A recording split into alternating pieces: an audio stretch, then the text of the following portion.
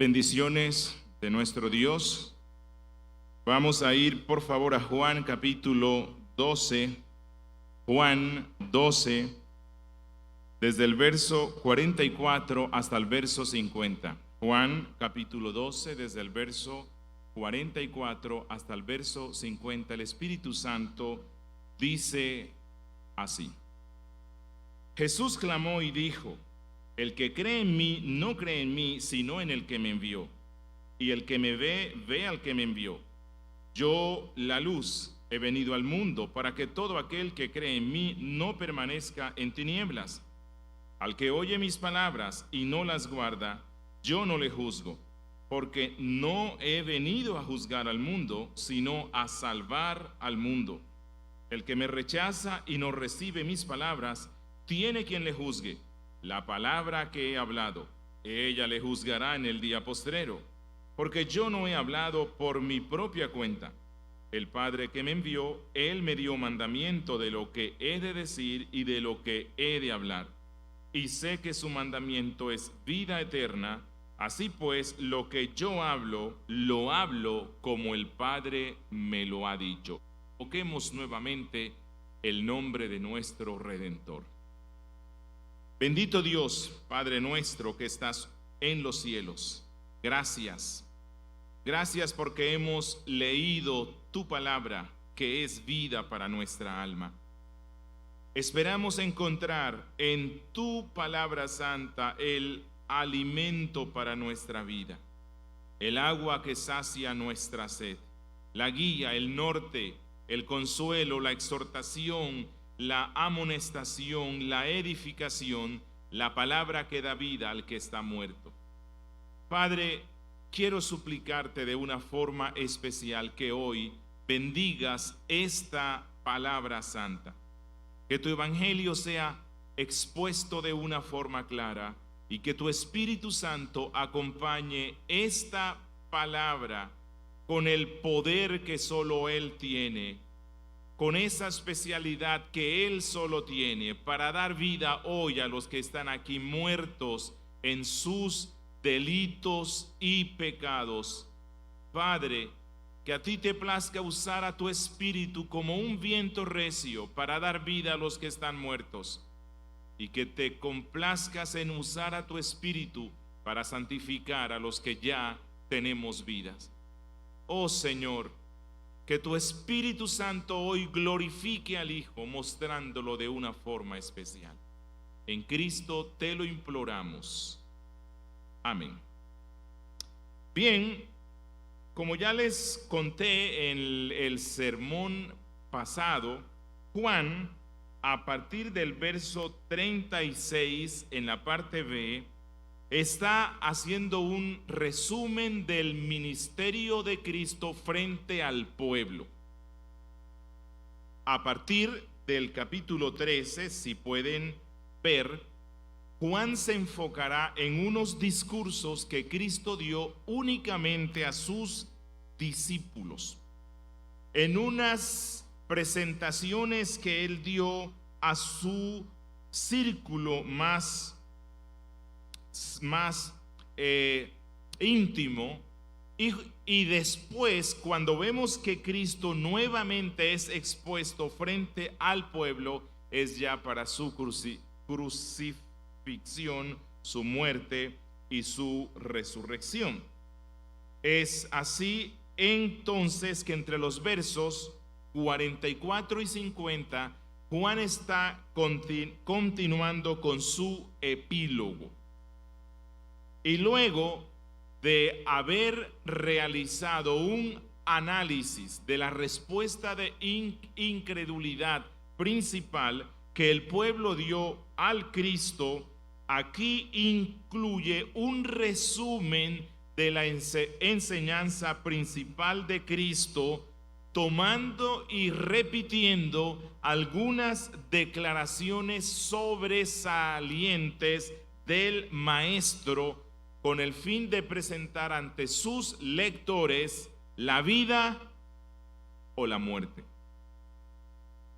No se trata de una mera e innecesaria repetición, sino que en estos pasajes Juan recoge la esencia del ministerio de Cristo, la esencia de lo que toda persona debe creer si es que quiere ser salvo y las consecuencias desastrosas de aquel que no crea. Una vez más, Juan nos va a mostrar que la fe cristiana no trata solamente de meros sentimientos, sino que la fe cristiana trata de verdades y realidades que deben ser creídas profundamente con la mente y el alma.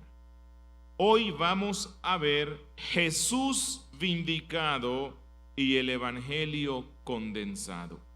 Jesús vindicado y el Evangelio condensado, y nos vamos a enfocar en tres aspectos fundamentales que nos da Juan. Versos 44 al 46, privilegios de creer en Jesús. Versos 47 al 48, peligros de no creer en Jesús. Y versos 49 al 50, razones para creer en Jesús. Empecemos con nuestro primer aspecto. Privilegios de creer en Jesús. Dice Juan en el verso 44 y 45, Jesús clamó y dijo: el que cree en mí no cree en mí, sino en el que me envió, y el que me ve, ve al que me envió. Juan empieza diciendo que Cristo clamó. Clamar significa que posiblemente con llanto y con ruego levantó su voz. ¿Cuándo?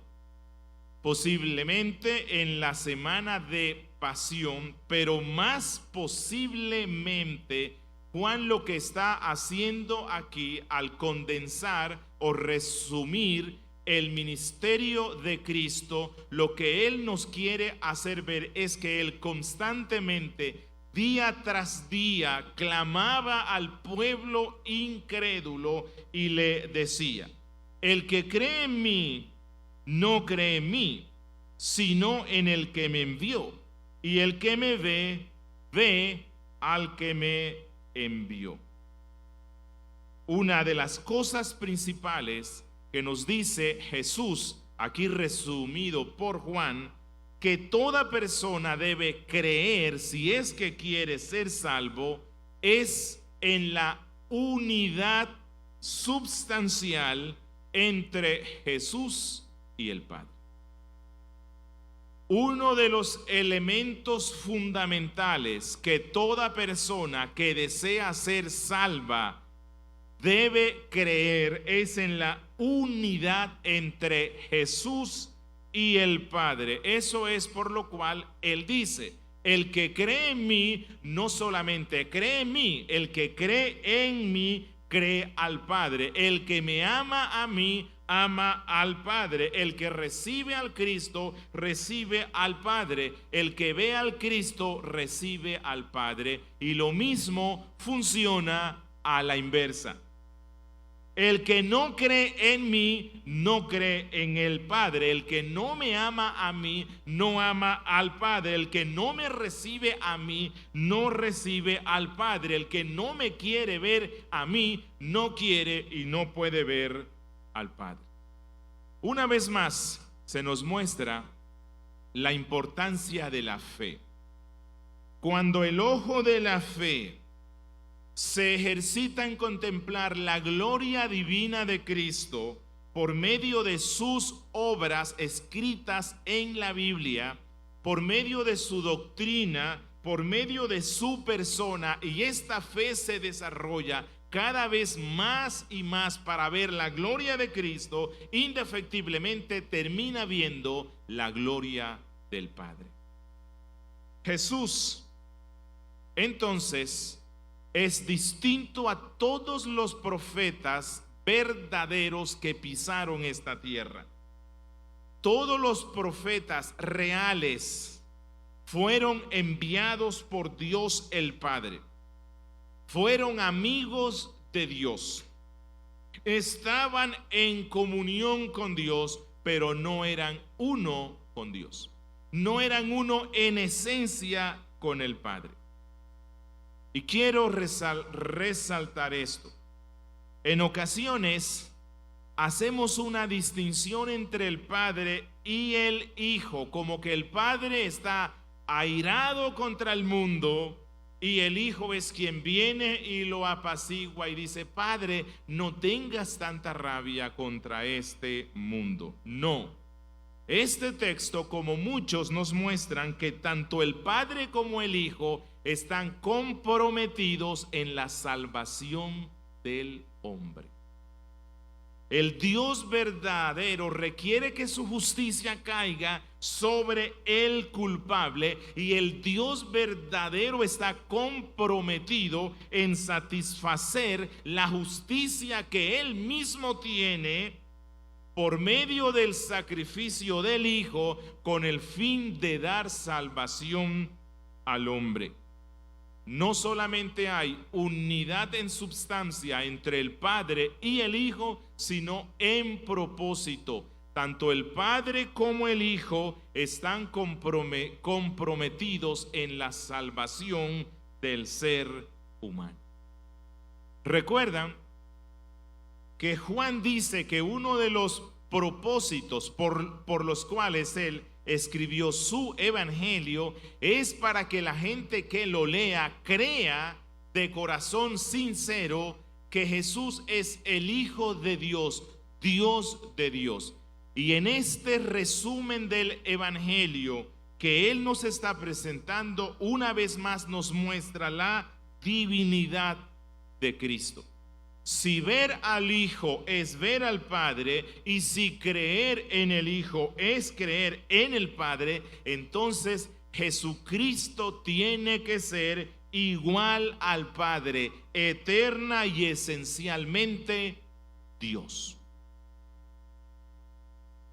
Jesús, al dar esta declaración, posiblemente también les quiere dar fuerza a sus discípulos. Muy pronto van a ver que Roma lo lleva a la cruz, que los sacerdotes, los fariseos se van en contra de él y lo matan. Y con esta declaración Cristo les recuerda que ellos deben tener la plena confianza que al recostar sus almas en él, la han recostado realmente a Dios el Padre, que no van a ser defraudados. Y esto tiene una importante lección para el mundo de hoy. Si alguien no cree en Cristo, no cree en Dios. Si alguien no conoce a Cristo, no conoce a Dios. Esta es una verdad absoluta.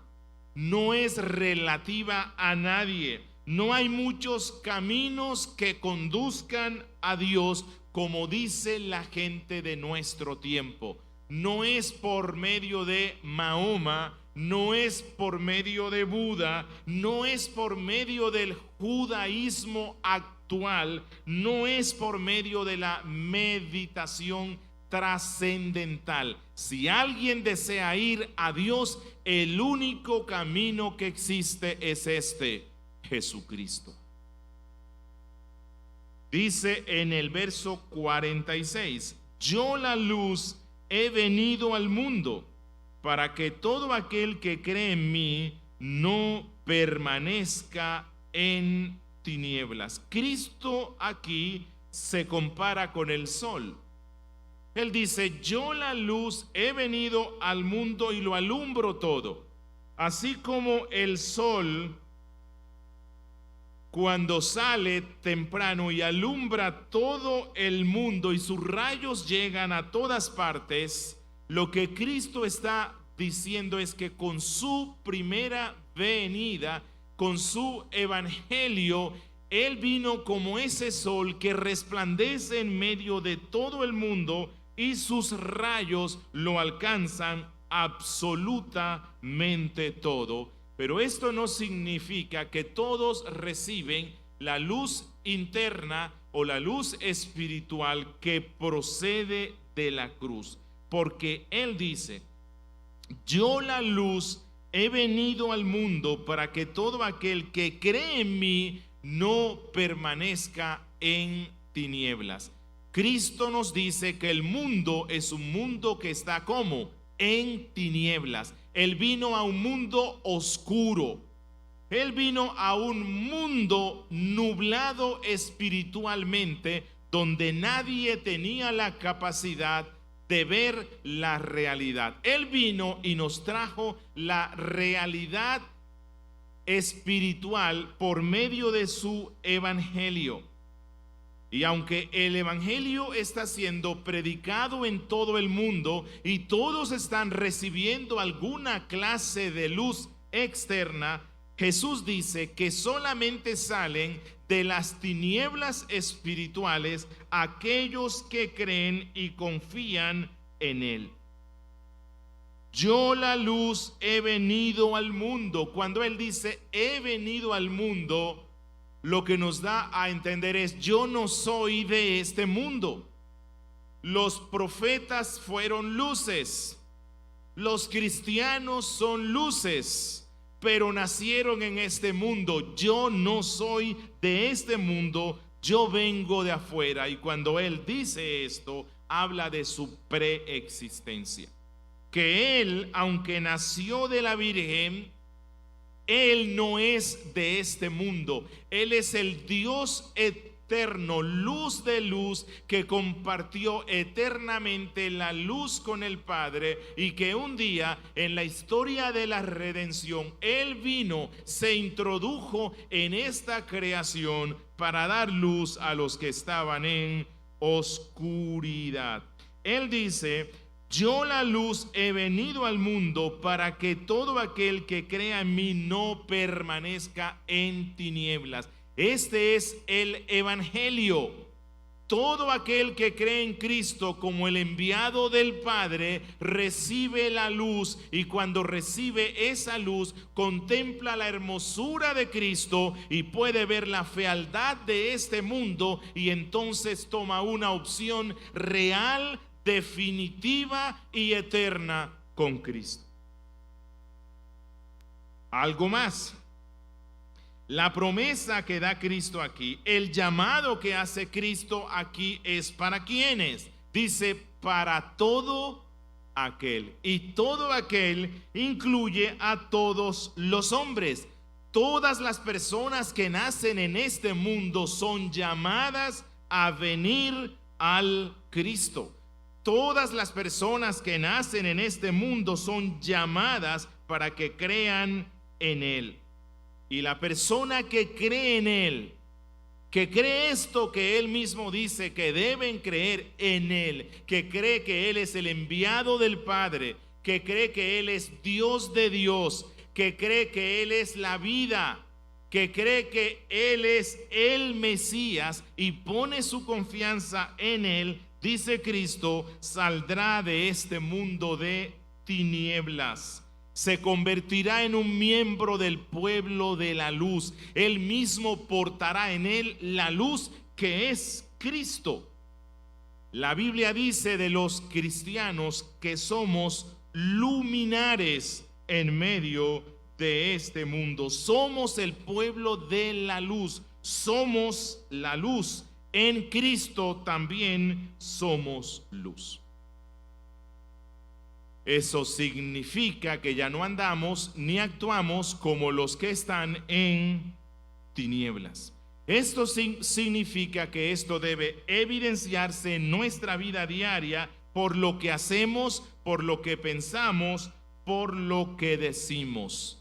Primera de Pedro 2:9 dice: mas vosotros sois linaje escogido, real sacerdocio, nación santa, pueblo adquirido por Dios para que anunciéis las virtudes de aquel que os llamó de las tinieblas a su luz admirable, que los sacó de la muerte y los trajo a Cristo, quien es la luz. Así que vuelvo a insistir, en este texto se resaltan tres verdades que todo aquel que desea ser salvo debe creer: en la preexistencia de Cristo, que Él es Dios eterno; en la exclusividad de Cristo como luz espiritual, que no hay nadie más que nos lleve al Padre; y también en el alcance universal de su obra. El llamado es para todo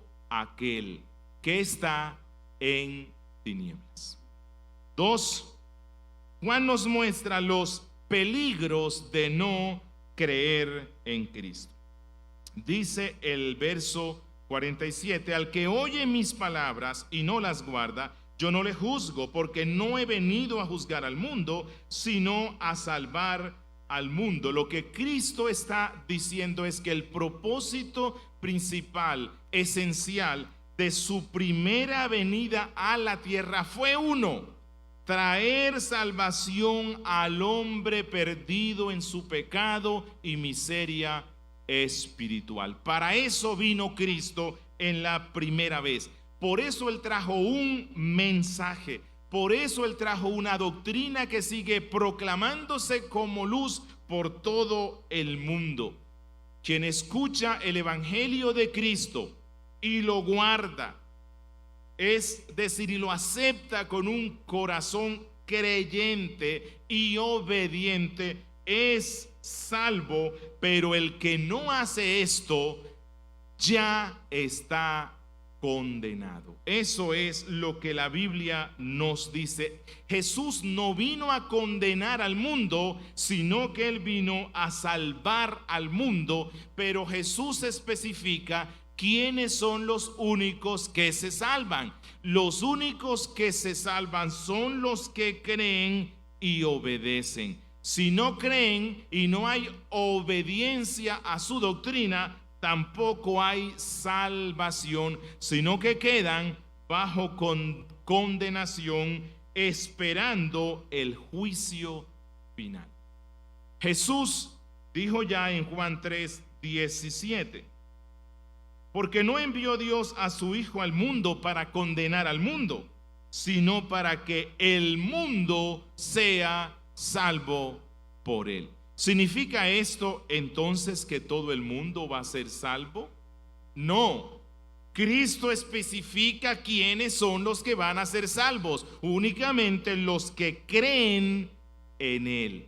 Algunos expertos en tergiversar lo que la Biblia dice para su propia condenación y para la condenación de los que siguen sus torcidas interpretaciones, toman estas palabras de Cristo para hacerles pensar: no te preocupes tanto, al fin y al cabo todos vamos a ser salvos, porque Cristo trajo un evangelio de puro y solo amor. Pero los que dicen esto están equivocados. Si bien es cierto que Cristo en su primera venida no vino como juez, en su segunda vendrá como juez de todos los hombres. Vendrá con ira para destruir a los que no creyeron en Él. Aunque esto nos cuesta aceptarlo, porque la imagen que la falsa religión cristiana nos ha vendido del Cristo es que Él es puro y solo amor, y que de Él nunca habrá ningún término de condenación. Lo que la Biblia nos dice es opuesto. Apocalipsis 6, versos 15 al 17.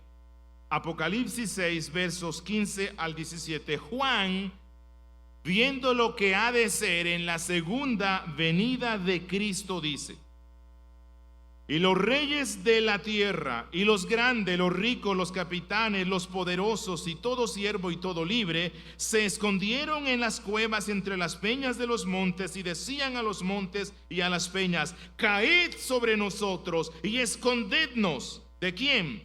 Del rostro de aquel que está sentado sobre el trono y de la ira del Cordero. Porque el gran día de su ira ha llegado, y ¿quién podrá sostenerse en pie?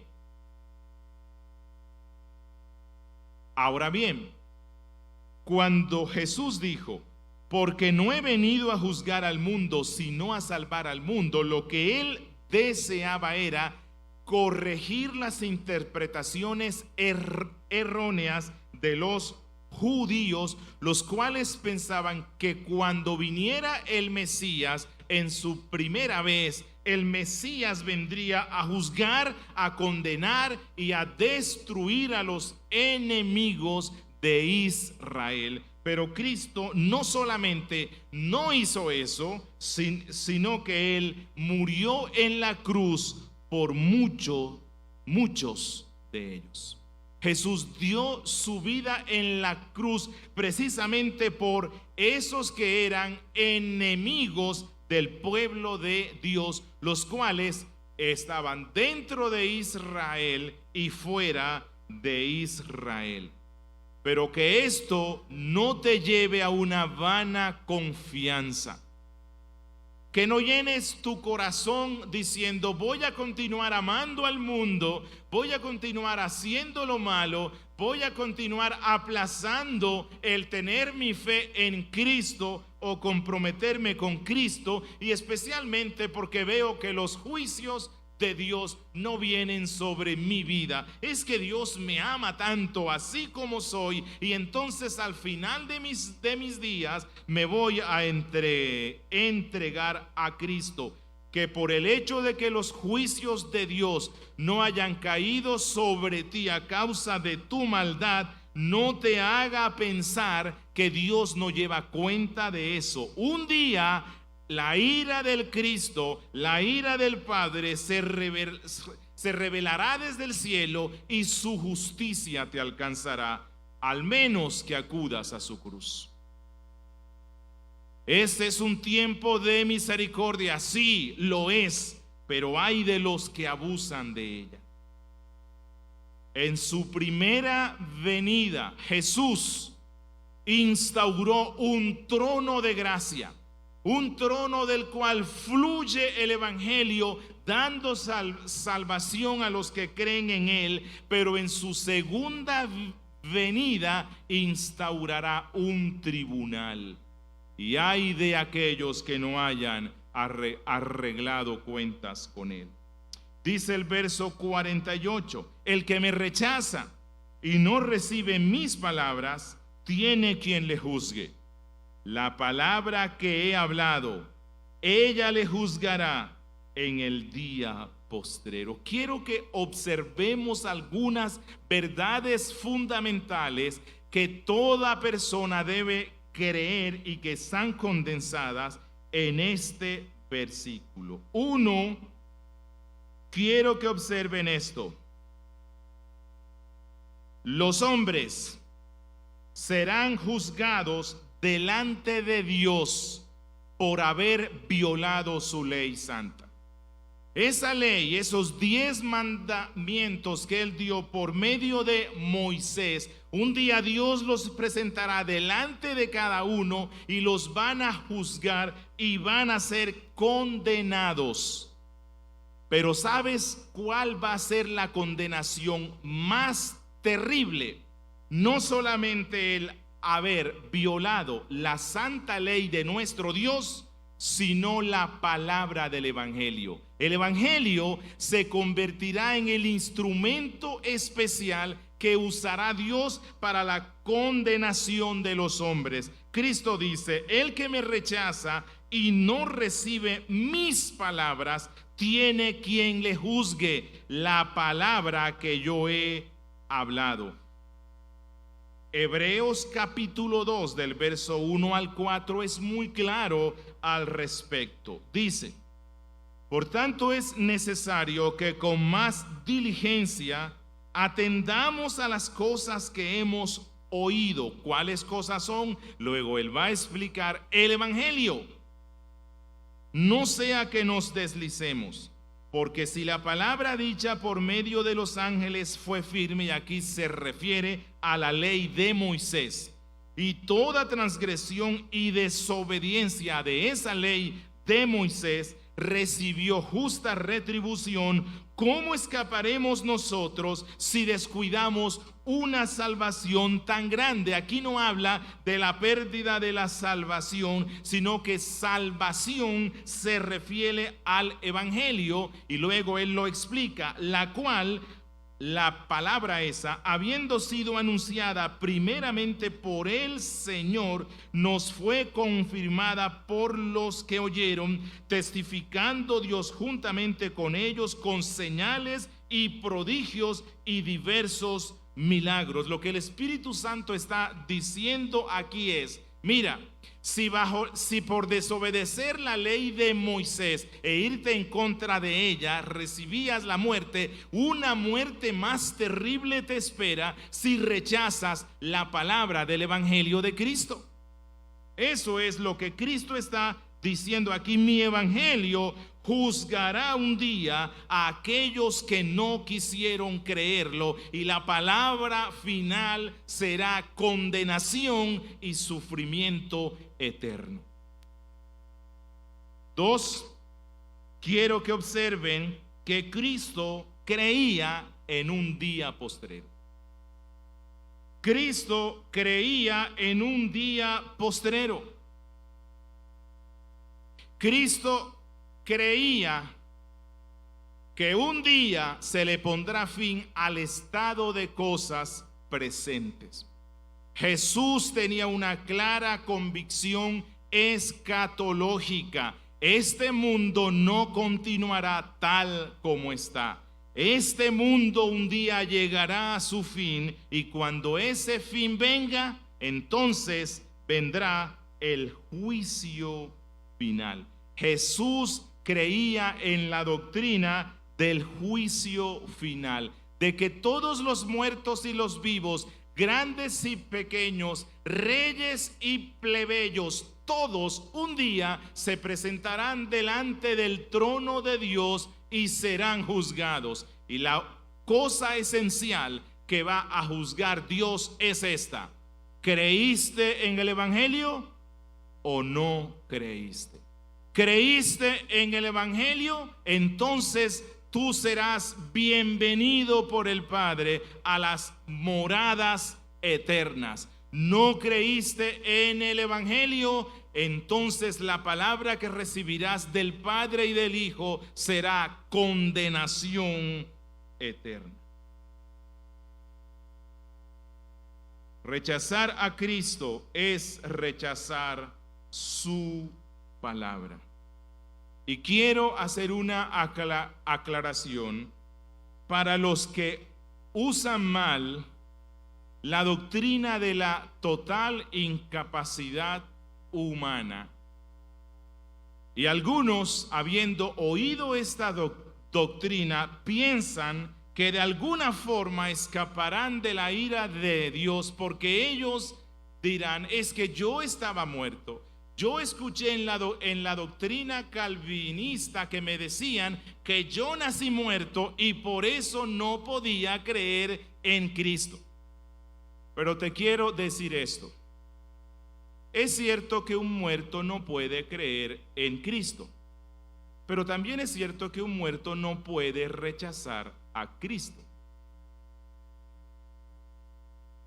No puede hacer ninguna de las dos cosas. A lo que quiero ir es: la doctrina de la total incapacidad humana no dice que cuando el hombre pecó contra Dios, de él se eliminó algo.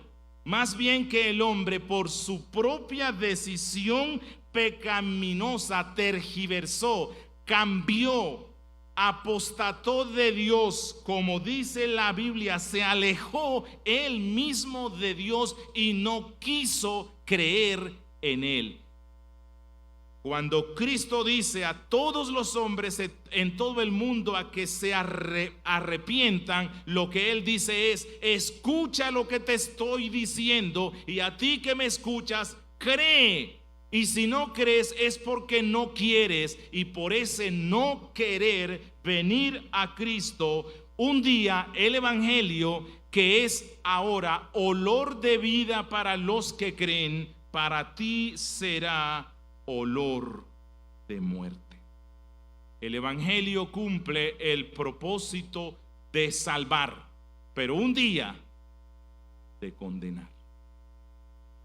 Cuando este tiempo de gracia haya terminado y veamos aparecer al Cordero de ira entre las nubes y a su trono de juicio, entonces esta palabra que hoy día es de vida para muchos será de muerte. Y esto nos lleva a pensar que todos los sermones fieles que oíste, toda la literatura que leíste, toda predicación fiel del Evangelio, en ese gran día, en el día postrero, esas predicaciones resucitarán, y resucitarán para tu condenación si no crees. Grande es la responsabilidad entonces de los predicadores, porque si predicamos un evangelio que no es puro, estamos yéndonos en contra del propósito que Dios tiene de salvar hoy o de un día condenar al que no crees. Grande es la responsabilidad del que predica el evangelio, pero grande es la responsabilidad del que lo oye. Quizá usted, niño, joven, adulto, hoy día te burles de algunos sermones que se dan en este público, pero un día descubrirás que esos sermones de los cuales te burlaste o despreciaste serán usados por Dios para tu propia condenación. Que no se nos olvide esto. Y tercero, Juan nos da algunas razones para creer en Cristo. Verso 49 y verso 50. Dice: porque yo no he hablado por mi propia cuenta. El Padre que me envió, Él me dio mandamiento de lo que he de decir y de lo que he de hablar. La razón por la cual la predicación del Evangelio será usada para condenación a los que no creyeron en Cristo como el Salvador y Señor de sus vidas es por una cosa: porque ese evangelio fue dado por Dios el Padre. Jesús solamente habló lo que la primera persona de la Santísima Trinidad le dijo que hablara. Él es el verdadero profeta del cual habló Moisés en Deuteronomio 18:18, cuando él dijo: y Dios le levantará un profeta como yo, a él oiréis, a él seguiréis.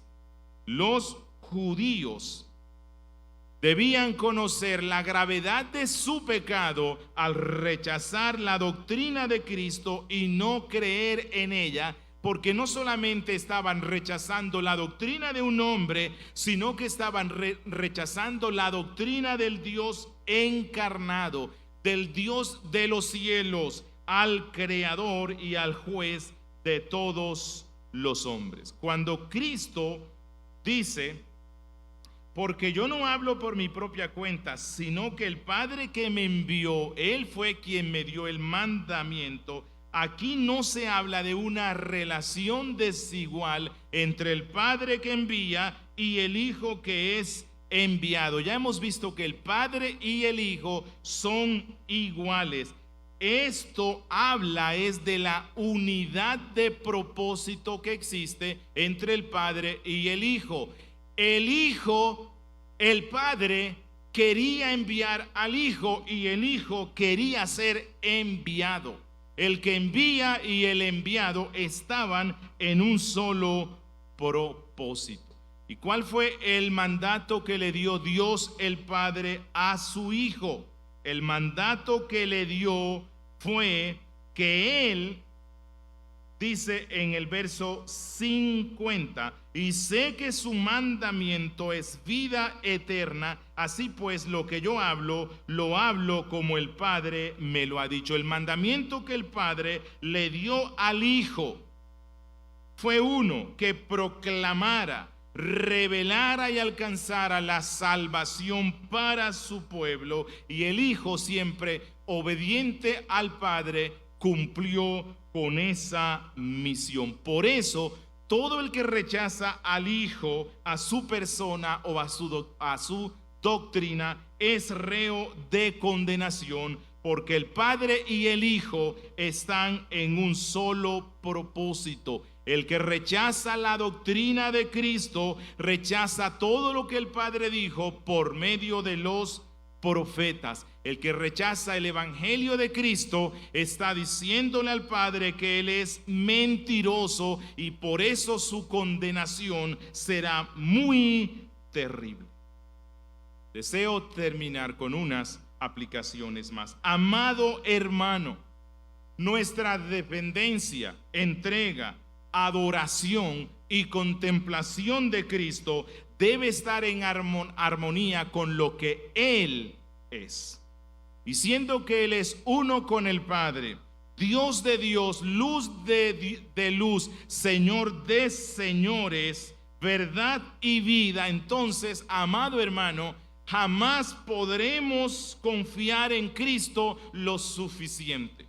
Jamás podemos seguirle con la suficiente cercanía o tener la comunión suficiente con Él. Él tiene toda potestad en el cielo y en la tierra. Él puede salvar perpetuamente a todos los que se acercan a Dios. Él nos dice que nadie puede arrebatarnos de las manos de aquel que es uno con el Padre. Él puede hacer que nuestro camino al cielo sea claro, sea luminoso, sea alegre. Amado hermano, contempla una vez más la gloria de Cristo, y que esto te lleve a aferrarte más a Él. Querido amigo, tan cierto como que Jesús es uno con Dios el Padre, y tan cierto como que Él salva a los que confían en Él y en su doctrina, también es muy cierto que un día sus palabras te juzgarán. Sus palabras te condenarán si no pones tu confianza en Él. Hoy que es el día aceptable de salvación. Amigo, hay un día postrero. El mundo no seguirá igual que como es hoy. Comprar y vender, sembrar y cosechar, plantar y construir, casarse y dar en casamiento, todo esto un día llegará a su fin. El Padre ha acordado un día en el cual toda la maquinaria de la creación se detendrá, llegará a su fin y vendrá el juicio final. Aunque estés muerto y lleves miles de años muerto, resucitarás. Algunos resucitarán para vida y otros para muerte y condenación. Amigo, hay un juicio que viene pronto. Los hombres suelen tener sus días en los cuales piden cuentas. El jefe le pide cuenta a su empleado. Bueno, al final también Dios tendrá su día de cuentas. Sonará la trompeta, los muertos serán resucitados, la vida entera será transformada. Toda persona de todo pueblo, de toda nación, de toda lengua, se presentará delante del tribunal de Cristo. Se abrirán los libros y se presentarán las pruebas. Tu verdadero carácter, lo que hiciste en lo más íntimo, las intenciones más ocultas que tuviste en tu alma, y todo lo que hiciste quedará descubierto delante del juez de toda la tierra. Nada se ocultará, nada se encubrirá, nada se podrá camuflar como lo sueles hacer hoy día. Todo el mundo, incluyéndote a ti, rendirá cuentas ante Dios y será juzgado por sus obras. Los malos, los que no pusieron su fe en Cristo, los que no anduvieron conforme a su doctrina, irán al fuego eterno, y los justos a la vida eterna. Amigo, ¿a dónde quieres ir tú? Demos gracias al Señor. Bendito Dios, Padre nuestro que estás en los cielos, una vez más, gracias por este tu Evangelio santo. Gracias por la gloria de Cristo revelada por medio de su palabra santa. Gracias porque nos das consuelo, oh Cristo, de que hemos puesto la fe en ti, que en ti hemos visto al Padre, que en ti tenemos al Padre, que tenemos la gloria del Padre en nuestras vidas, que tenemos la felicidad más grande, que es ver al Padre por medio del Hijo.